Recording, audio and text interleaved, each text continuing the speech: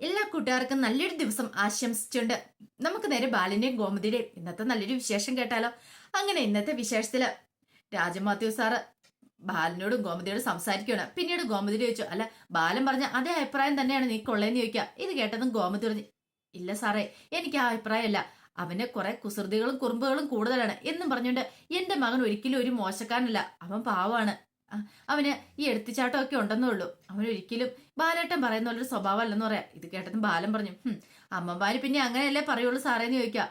ഇത് കേട്ടപ്പം മാത്യു സാർ പറഞ്ഞു, അതെ ബാലന്റെ അല്ലെങ്കിൽ ഗോമതിയുടെ അഭിപ്രായം എന്താന്ന് എനിക്കറിയില്ല, നിങ്ങളുടെ മനസ്സിലിരിപ്പ് എന്താണെന്ന് അറിയത്തില്ല. പക്ഷെ എനിക്കൊരു കാര്യം അറിയാം, ആര്യൻ നല്ലവനാണ്. അവനെ പോലൊരു മകനെ കിട്ടാനായിട്ട് നിങ്ങൾ പുണ്യം ചെയ്യണമെന്ന് പറയാം. ഇത് കേട്ടപ്പം ബാലൻ പറഞ്ഞു, ഓഹോ, അവനെ കുറിച്ച് സാർ എന്തറിഞ്ഞിട്ട് എങ്ങനെയൊക്കെ പറയണേ. ഇത് കേട്ടപ്പം സാർ പറഞ്ഞു, എനിക്ക് കൂടുതലായിട്ടൊന്നും അറിയത്തില്ല, പക്ഷെ അവനെ പരിചയപ്പെട്ട് കുറച്ച് നാളുകൾ കൊണ്ട് എനിക്ക് അവനെ കുറച്ച് മനസ്സിലായിട്ടുണ്ട്. അവൻ എന്ന് പറഞ്ഞാൽ ദൃഢനിശ്ചയമുള്ളവനാ.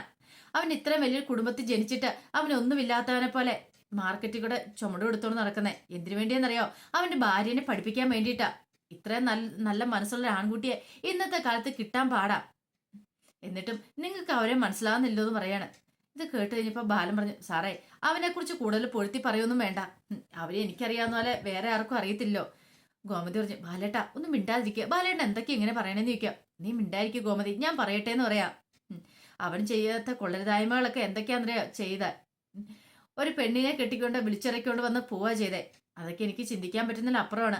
ആൾക്കാരുടെ മുന്നിൽ തല കുനിച്ച് നടന്നയാളാ ഞാന്. ബാല, അതൊക്കെ സ്വാഭാവികം. പക്ഷെ എന്നും പറഞ്ഞോണ്ട് ആരും ചീത്തയാന്ന് നമുക്ക് പറയാൻ പറ്റുമോ? ഒരിക്കലും പറയാൻ പറ്റില്ല.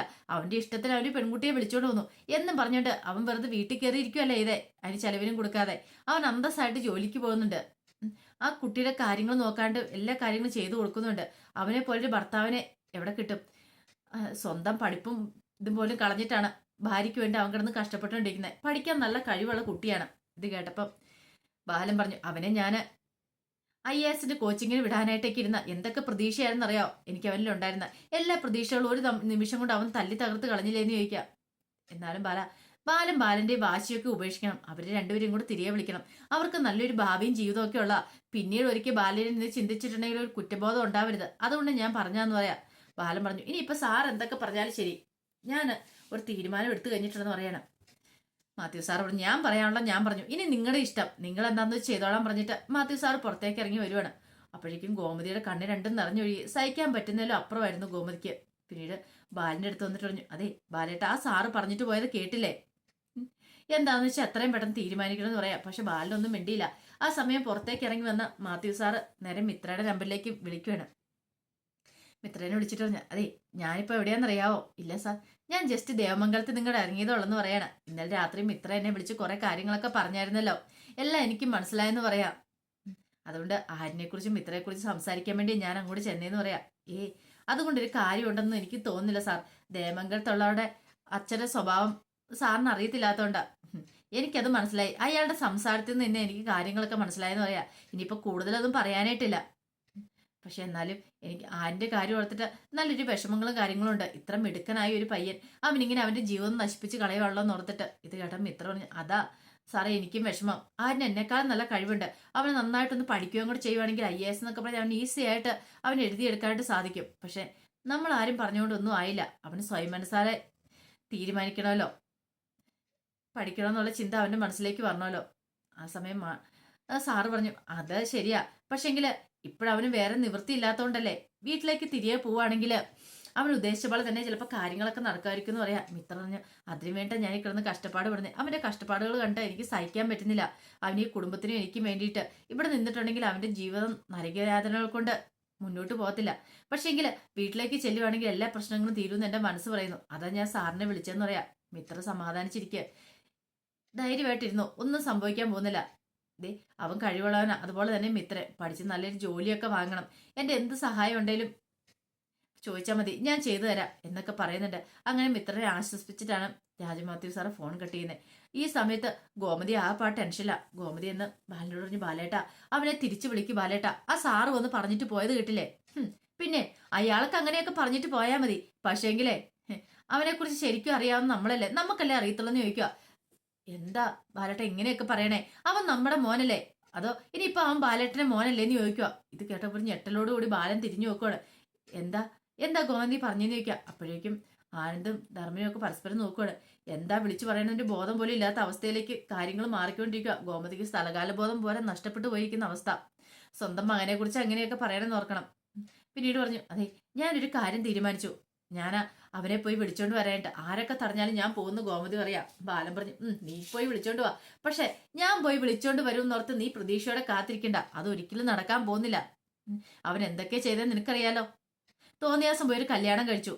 പിന്നെയോ അവൻ എന്തെങ്കിലും എന്നെ അനുസരിച്ചിട്ടുണ്ടോ? എന്തേലും പറഞ്ഞിട്ടുണ്ടെങ്കിൽ അവൻ തറുതല മാത്രമേ കാണിക്കാറുള്ളൂ. ചെറുതിലെ അവനെ എത്ര അടി മേടിച്ചു കെട്ടിയിട്ടുള്ള. ഇതൊന്നും പോരാഞ്ഞിട്ട് ഞാനൊന്നും കൂടുതൽ പറയുന്നില്ല എന്ന് പറയാ. ഗോമതി പറഞ്ഞു, അതൊക്കെ ശരി തന്നെയായിരിക്കും. അതൊക്കെ ആ പ്രായത്തിൻ്റെതായ ഒരിതാ. പക്ഷെ എന്നും പറഞ്ഞ് ഇപ്പോഴങ്ങനെയാണോ? അവൻ ചുമടെടുത്ത് നടക്കുന്നു പറഞ്ഞാൽ ഒരു പെറ്റമ്മയായ എനിക്ക് ഒട്ടും സഹിക്കാൻ പറ്റില്ല.